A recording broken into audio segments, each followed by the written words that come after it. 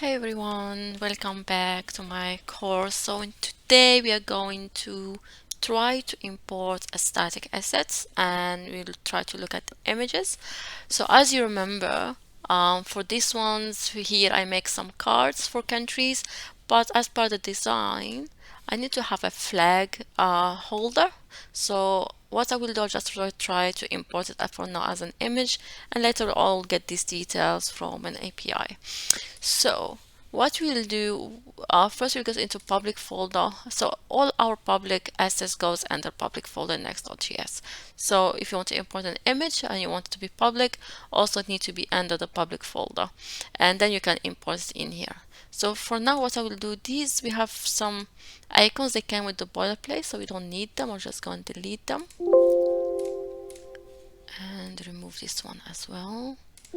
And for now, I'll just import an image, a flag, and I'll move it under public flag, and I'll just name it Australia. Okay, now let's go back to our card. So here we have countries. I think I'll name it card country. Yeah, country card. So in here I need an image to be displayed here on top of my title. So what I will do, I'll come here and I can do image source and slash then your path inside your public folder. So I have it directly under public folder, just I need a slash and then australia.png and close it off. And there we go, coming through. Another thing I recommend as you start development, keep a best practice of having semantic HTML. So just add an alt attribute because it's necessary when you're writing semantic HTML. And I'll for now just call it Australia flag. And later we see how we can call this for using the data. There we go. So nice, right? Don't look at the design, that will be fixed with the CSS. But now let's see another option that Next.js offer us to import an image. So in Next.js, it has something called an image component, and we can import it as so. Import, and I'll say image from next/image. Okay, and I'll just come here and call this one as an image.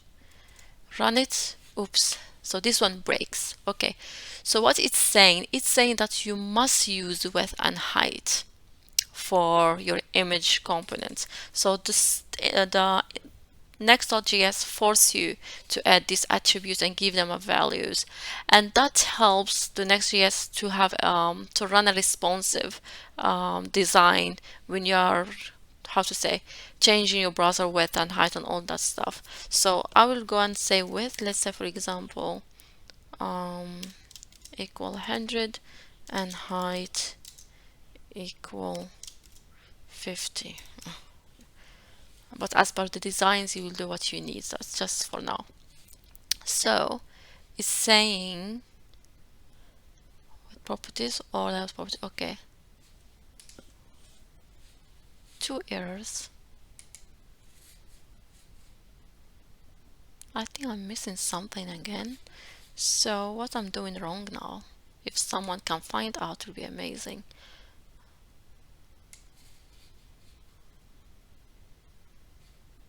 Oh, there we go. I forgot a D. Silly I am. Okay, there we go. So now it's working, as you can see. So my images are imported. So the other thing, so you'll say, okay, why I have to use image from next.js and don't just use an image tag? So the image from next.js give you a few things, like I said, built-in responsive capability, so you don't have to handle that. The component itself will handle that, and also to have lazy loading. So what is that? So basically, if you have an image down below on your screen, but it's not in your window view, it will not load until you scroll and it is in your view, in your port view. So that will help you with your performance. Your website will be more, your application will be much faster. And trust me, that's really a big addition when you're working on big application with big organizations. That matters a lot. And if you can that once get it away from your way, it's like, how to say, like a magic. We struggled a lot in many places, and they used big images, and one of the issues we're having is that how to handle the lazy loading perfectly. And Next.js just done it for you. You don't need to add configurations, you don't have to add plugins, nothing. Just import that and use it well. Okay, when I finished the class, I was just trying to figure out how I can fit this image. So I didn't want just to push in the code, but I want to share with you how I fill it. So you remember we said that you need a height and width. So either you add a height and width or together, or you add a layout equal fill. But if I do layout equal fill, it just fill up all my screens. And the way to solve that is you can add a wrapper in here, and that div actually gives it a width of 100% and whatever height you want. So if I go here, I just make it, and position relative actually also, sorry, because that fill worked like a absolute. So I had to make the wrapper div as a relative and give it height 100 pixels because I just want this much height. And then in here I remove the width and height and add layout fill. I hope this will help some of you, because when I closed the tutorial I was trying to fix that. I just struggled a bit to find out the solution. Okay, so stay tuned, and in next chapter we'll look at how we can have custom metadata for each and every screen, so we have different titles when we navigate through the application.